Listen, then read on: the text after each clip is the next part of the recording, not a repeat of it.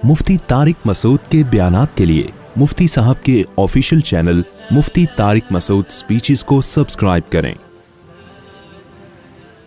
मोहम्मद नाम रखा गया, हालांकि आप इल्म किसी को भी नहीं था कि दुनिया में सबसे ज़्यादा तारीफ़ किसकी की जाएगी, आप सल्लल्लाहु अलैहि वसल्लम की। तो बताओ बिल्कुल सही नाम रखा गया कि नहीं रखा गया? ये इसकी तरफ ये इशारा है कि ये नाम इंसानों का रखा हुआ नहीं, ये इल्हाम हुआ है किसकी तरफ से? अल्लाह की तरफ से। बिल्कुल यही बात कुरान के साथ हुई। कुरान मजीद की सूरह मुज़म्मिल इब्तदाई सूरत है। जब कुरान को कोई भी नहीं जानता था दुनिया में, चंद गिने चुने अफराद थे नबी तहज्जुद में कुरान पढ़ते और वो गिने चुने अफराद आपके पीछे कुरान सुनते। सूरह मुज़म्मिल दूसरे या तीसरे नंबर पे नाजिल हुई। अभी पूरा कुरान पूरा किया 99.9% कुरान नाजिल नहीं हुआ था, और उसका नाम अल्लाह ने रख दिया वरत्तिलिल कुरआन तरतीला। ए नबी आप कुरान पढ़ें आराम आराम से, तजवीद के साथ। तो अल्लाह ने ख़ुद बता दिया कि मूसा पर जो किताब नाजिल हुई उसका नाम मैंने तौरात रखा, ईसा अलैहिस्सलाम पर जो नाजिल हुई उसका नाम मैंने इंजील रखा, और आप पर जो किताब अभी नाजिल हुई नहीं है, होना शुरू हुई है, उसका पहले से नाम क्या है? अल कुरआन।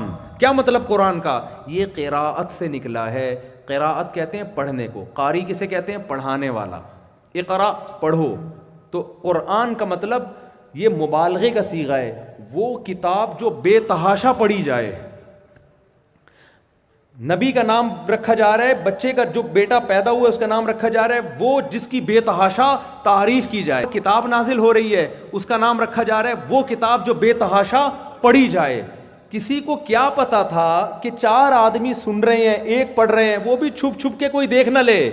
नाम रखा जा रहा है, ऐसी पढ़ी जाएगी कि इससे ज़्यादा दुनिया में कोई किताब नहीं पढ़ी जाएगी। ये इसकी अलामत है। इसका नाम इंसानों की सिलेक्शन नहीं है, उस खुदा ने ये नाम सेलेक्ट किया है जिसको पता था कि दुनिया में कोई किताब इसका 1000वें हिस्से का भी मुकाबला नहीं कर सकती। ऐसा नाम रखा अल्लाह ने इसका। कितनी पढ़ी जा रही है भाई, कितनी पढ़ी जा रही है। दुनिया में कुरान से ज़्यादा कोई किताब पढ़ी नहीं जाती।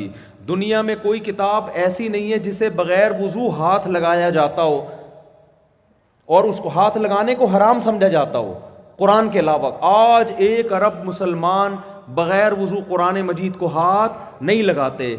दुनिया में कोई ऐसी किताब नहीं है जिसे बग़ैर समझे इतना पढ़ा गया हो जितना बग़ैर समझे कुरान को पढ़ा गया। कभी कोई किताब देखी, इसको इंग्लिश आती नहीं और इंग्लिश पढ़ रहा हो बैठ के? वो लोग कहेंगे भाई तुझे मतलब पता है, वो कहेंगे नहीं पता, तो कहेंगे बेवकूफ़ क्यों पढ़ रहा है। लेकिन दुनिया में करोड़ों मुसलमान ऐसे हैं जिनको अरबी नहीं आती, कुरान का मतलब समझ में नहीं आता, लेकिन वो बड़े एहतमाम से अलहम से लेके वन्नास तक कुरान पढ़ते हैं। ये प्रोटोकॉल कुरान के अलावा किसी और किताब को हासिल नहीं हुआ है। और दुनिया में कोई किताब ऐसी नहीं है जिसको समझ के इतना पढ़ा गया हो जितना कुरान को पढ़ा गया, बगैर समझे भी और समझ के भी। कोई किताब ऐसी है जिसके दर्स कुरान, जिसके दर्स के इतने लेक्चर होते हो जितने कुरान के होते हैं? पूरी दुनिया में कहीं भी नहीं है। दुनिया में कोई किताब ऐसी नहीं है जिसकी हिफाजत के लिए लोगों ने इतनी गर्दनें कटवाई हों जितनी कुरान के लिए। दुनिया में कोई किताब ऐसी नहीं है जिसे लोग हाथ बांध के घंटों घंटों बगैर समझे सुनते हों और खड़े होके सुनते हों, जैसे तरावी में सुनते हैं लोग। कोई है, कोई शायर अपना कलाम सुना रहा हो और कहे खड़े होके हाथ बांध के, आप कहेंगे भाई बैठ के इतना मुश्किल हो रहा है सुनना है? भाई बैठ के इतना मुश्किल हो रहा है, खड़े होके कौन सुनेगा? बड़े दिलचस्प कलाम भी, गाना कोई सुरीला लगाओ ना, उसको भी लोग खड़े होके नहीं सुनते, लेटे लेटे सुन रहे होते हैं। अबे होगा बहुत अच्छा, इतना प्रोटोकॉल नहीं दोगे, खड़े होके सुनो। ये वाहिद किताब है, हाथ बांध के घंटों घंटों खड़े होकर लोग सुनते हैं। जिनको समझ में नहीं आ रहा वो भी सुनते हैं, जिनको समझ में आ रहा है वो तो और भी ज़्यादा सुनते हैं। आप हरम में जाएं, लाखों लोग तरावी सुन रहे हैं एक टाइम पे, लाखों लोग खड़े हुए हैं। इतना बड़ा इज्तिमा दुनिया में किसी तकरीब का होता है? बड़े से बड़ा म्यूजिकल प्रोग्राम हो जाए ना जिसमें बहुत एंटरटेनमेंट का सामान हो, बड़ा शराब कबाब बेहयाई, वो भी इतना बड़ा इज्तिमा नहीं होता जो एक ऐसे कलाम को सुनने के लिए हो रहा है जिसमें लोग 5-5, 6-6 लाख रुपए खर्च करके जा रहे हैं اور ہاتھ باندھ کے کھڑے ہو کر اس کلام کو سن رہے ہیں جو ان کی سمجھ میں نہیں آ رہا, لیکن پھر بھی سن رہے ہیں. ایسی عزت بتاؤ دنیا میں کسی کتاب کو ملی ہے؟ تو یہ قرآن کا کمال ہے. اور دنیا میں جتنا قرآن کے آرڈرز کو فالو کیا گیا ہے اتنا کسی کتاب کے آرڈرز کو فالو نہیں کیا گیا. قرآن نے کہا, ایک دفعہ کہا, انما الخمر والمیسر والانصاب والازلام رجس, اے ایمان والو شراب اور جوا ناپاک نجس چھوڑ دو. آج دنیا میں مسلمانوں کی اکثریت شراب نہیں پیتی. امریکہ 100 بار قانون بنا کے اسمبلیوں میں نافذ کر چکا ہے تجربے, شراب اللیگل ہے, پبلک نے عمل نہیں کیا. نہیں ہوتا بھائی, نہیں چھوٹتی ہم سے. قرآن نے ایک دفعہ کہا, اور آج مسلمانوں کی اکثریت, دنیا میں سب سے کم شراب کا ریشو مسلمانوں میں ہے, سب سے کم. اور غیر مسلموں میں, ہر قوم میں شراب کا ریشو, پینے والوں کا ریشو نہ پینے والوں سے زیادہ ہے. واحد قوم ہے مسلمان جن میں نہ پینے والوں کا ریشو پینے والوں سے صرف زیادہ نہیں, بہت زیادہ ہے. تو یہ کس نے آرڈر دیا تھا؟ ایک دفعہ قرآن نے کہا شراب کیا ہے؟ نجس, چھوڑ دو. کتنا مشکل ہے نشے کی چیز چھوڑنا, دنیا میں اکثر مسلمانوں نے چھوڑ دی. ایسا آرڈر تو کوئی اسمبلی کا بھی, کوئی بڑی سے بڑی سپر طاقتوں کے بھی ایسے آرڈر کو فالو نہیں کیا جاتا. لوگ بغاوت پہ آ جاتے ہیں, لوگ نہیں مانتے لا کو. یورپ تجربے کر چکا ہے شراب کو اللیگل کا, نہیں ہوتا بھائی, لوگ نہیں مانتے. خود جو اسمبلی میں قانون بناتے ہیں وہ پی کے بیٹھے ہوئے ہوتے ہیں, وہ بنا رہے ہوتے ہیں. ان سے نہیں چھوٹتی, دوسرے کہاں سے چھوڑیں گے؟ لہذا انہوں نے کمپرومائز کر لیا.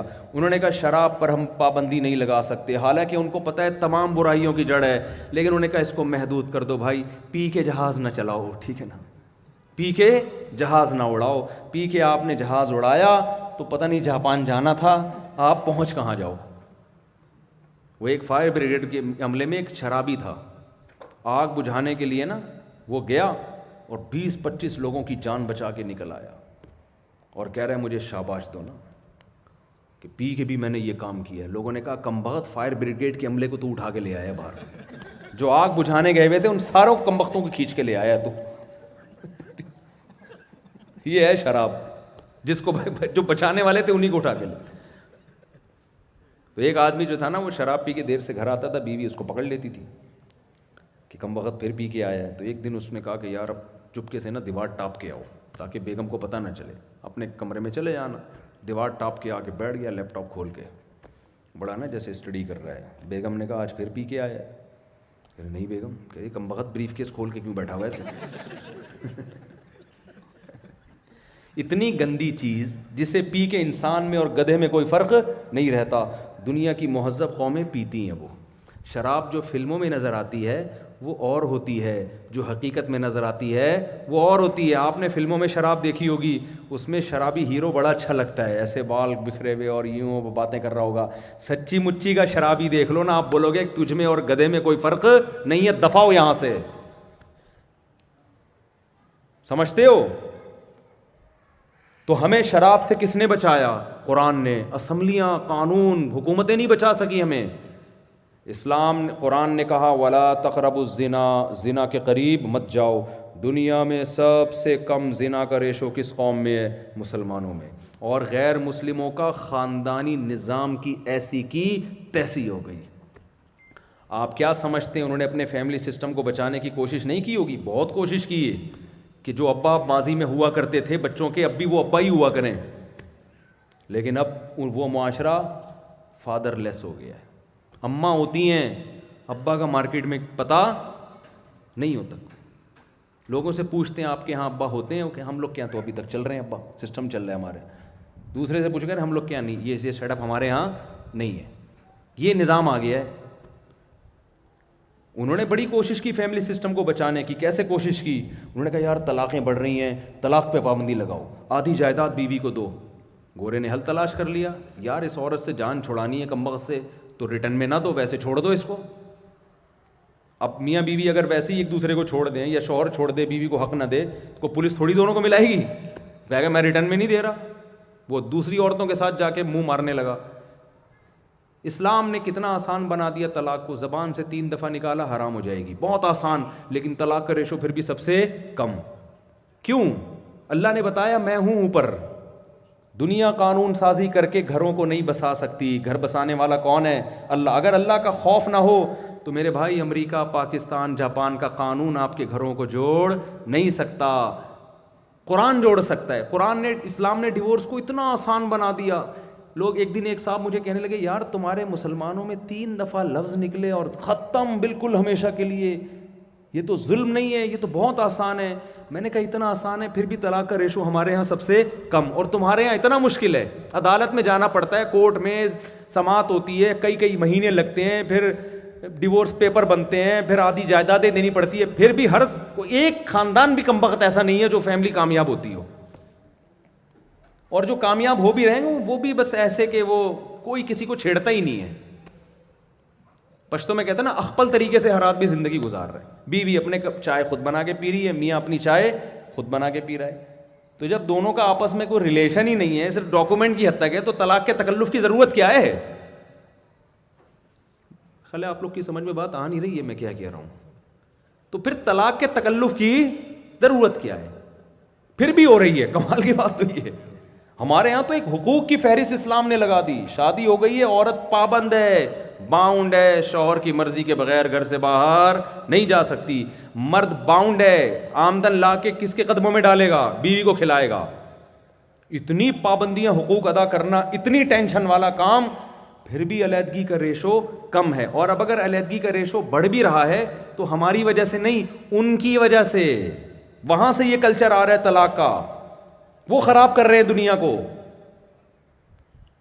لوگ کتنا بیویوں سے بیزار ہوتے ہیں بیچارے. میں تو کتنے لطیفے سناتا رہتا ہوں، پھر بھی چھوڑتے. وہ ہے نا ایک آدمی کی بیوی بیمار ہو گئی اسپتال میں، ڈاکٹر نے کہا کہ 2 گھنٹے کی مہمان ہے.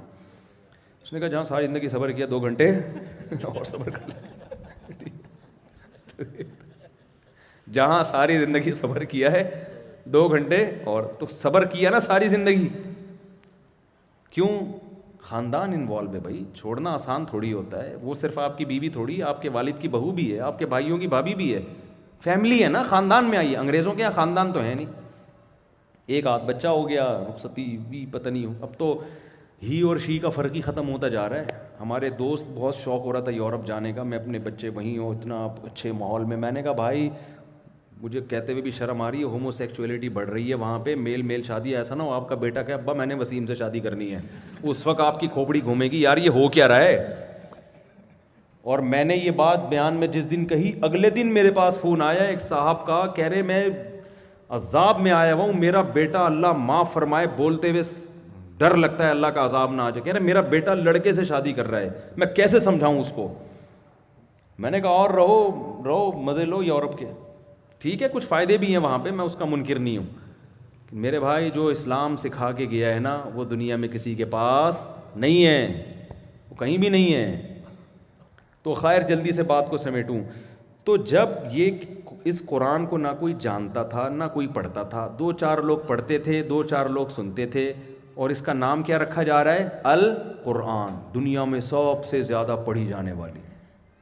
نبی کا نام رکھا گیا محمد، سب سے زیادہ تعریف. کتاب کا نام رکھا گیا القرآن. حالانکہ نبی نہ لکھنا جانتے نہ پڑھنا جانتے. کتاب ایسی دے کر گئے، دنیا میں سب سے زیادہ پڑھی جا رہی ہے، سب سے زیادہ اس کتاب کو فالو کیا جا رہا ہے. دنیا میں سب سے زیادہ اثرات اس کتاب کے پڑے ہیں. رائٹر نہ لکھنا جانتا ہو، نہ کوئی اسکالر ہو، نہ کسی یونیورسٹی سے فارغ ہو، وہ ایسی کتاب پیش کر سکتا ہے کہ جو دنیا میں اتنا بڑا انقلاب لے آئے. یہ اس کی علامت ہے. یہ رائٹر کی کتاب نہیں ہے، یہ محمد صلی اللہ علیہ وسلم کی نہیں ہے. یہ کس کی ہے؟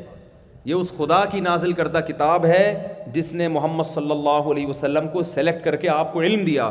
قرآن کہتا ہے وَلَئِن شِئْنَا لَنَذْهَبَنَّ بِالَّذِي أَوْحَيْنَا إِلَيْكَ. اے نبی جو علوم ہم نے آپ کو دیے آپ امت کو بتا رہے ہیں، اگر ہم چاہیں یہ علوم آپ سے چھین لیں، ثُمَّ لَا تَجِدُ لَكَ بِهِ عَلَيْنَا وَكِيلًا، کوئی کارساز مددگار نہ ہو جو یہ علوم آپ کو لوٹا دے.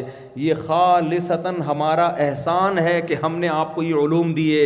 آپ کو یہ علوم کوئی اور سکھانے والا نہیں، اور عقلاً بھی ممکن ہی نہیں ہے. عرب کے ایسے ریگستانوں میں، پہاڑوں میں رہنے والے دنیا کو کیسے اتنی زبردست نظام دے کے جا سکتے تھے بھائی؟